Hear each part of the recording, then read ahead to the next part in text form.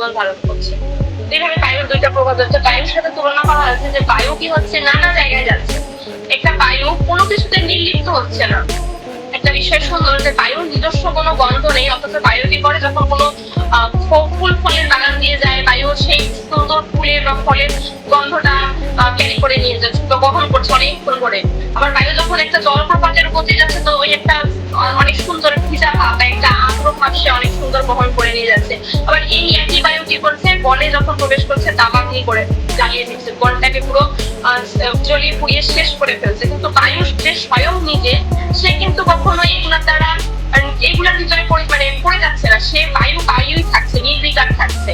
তেমন জীবাত্মার কথা বলা হচ্ছে, আমরা জীবাত্মা এরকম আমাদের এই জড় দেহে রয়েছি বলে আমাদের নানা রকম সুখ দুঃখ খারাপ পরিস্থিতি, যেহেতু আমরা জড়জগতে রয়েছে, এখানে প্রথমেই বলা হয়েছে যে যারা পারমার্থিক বিষয়ে জ্ঞানী এবং আত্মসংযমী, যেই হোক না কেন, মানে ভক্তি অনুশীলনকারী হোক, অনেক আত্মসংযমী ব্যক্তি হোক, বা যে ভক্তি জীবন পালন করছে সেই হোক, উভয় ক্ষেত্রে এই জগৎজগতে যতক্ষণ আছি আমাদের চারিপাশে এরকম সুখ দুঃখ ভালো খারাপ সুখকর পরিস্থিতি বিরক্তিকর পরিস্থিতি এগুলো সবসময় রয়েছে। তো আমাদের কি করতে হবে, সেজন্য লক্ষ্য করতেছেন বায়ুর মতো হতে হবে।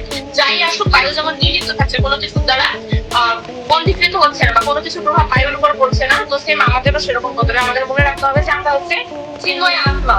এই জড়জাগতিক যা কিছু সুখ দুঃখ, খুব সুন্দর, এটা অনেক বেশি বোঝানোর প্রয়োজন নেই, কারণ 2-3 দিন পূর্বে প্রভু এই বিষয়ে সুন্দর আলোচনা করেছিলেন, গীতাতে আমাদের এই শ্লোকগুলা চলছে এখন। যে এসব কি হচ্ছে, এগুলো শুধু আমাদের ইন্দ্রিয়গত সুখ স্বাচ্ছন্দ্য, এগুলো শুধু জড়দেহে। যেহেতু আমরা জড়জগতে এসেছি, আমরা একটা জড়দেহতে এসেছি যেটা পঞ্চমহাভূতের তৈরি, আর জড়জগতের 3টা গুণ রয়েছে, সপ্ততম রজগুণ। এই 3টা গুণের মাধ্যমে আমার জড়দেহ পরিচালিত, মানে জড়দেহের বিকাশ হচ্ছে। আর আমি ভাবছি এটা বুঝি আমার আত্মা কষ্ট পাচ্ছে, তো প্রকৃতপক্ষে আত্মার কোনো এতে কোনো কিছু আসছে না, আত্মার ওই শুদ্ধ স্তরেই রয়েছে। তো আমরা এর জন্য মনে করছি, এখানে ছিল প্রভুপাদ সুন্দরভাবে বুঝিয়েছেন যে আমরা যদি অনেক সময় একটা ভক্তের কিরকম করা উচিত, তো বলছে একটা ভক্ত যদি কোনো গ্রামীণ মানে সুন্দর পরিবেশে যায়, সেখানেও যেমন সে সুন্দরভাবে মনোযোগ সহকারে কৃষ্ণের দিব্যনাম জপ করতে পারে, আবার সেই একই ভক্ত যখন একটা অতিরিক্ত ব্যস্ত শহরে প্রবেশ করে, সেখানে গিয়েও সে সুন্দরভাবে ভগবানের নাম জপ করে। এমন না যে পরিস্থিতি চেঞ্জ হওয়ার কারণে বা পরিবেশ চেঞ্জ হওয়ার কারণে তার নাম জপে বা ভগবানের স্মরণ গ্রহণ করতে তার কোনো বাধা বিঘ্ন আসে। তো এখানে বোঝাচ্ছে যে বায়ু